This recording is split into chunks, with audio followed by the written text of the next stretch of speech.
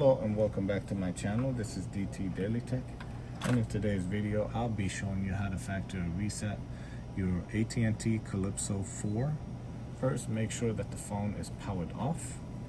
Locate the volume up, down in the power button. You would need all of the buttons to be fully functioning. Press and hold both keys, the volume up and the power button. Once you see the phone powers on, go to recovery model, press the power button again,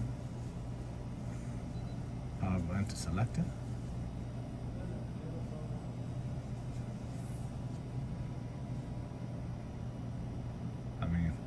Actually with this device, to select it will be the volume down.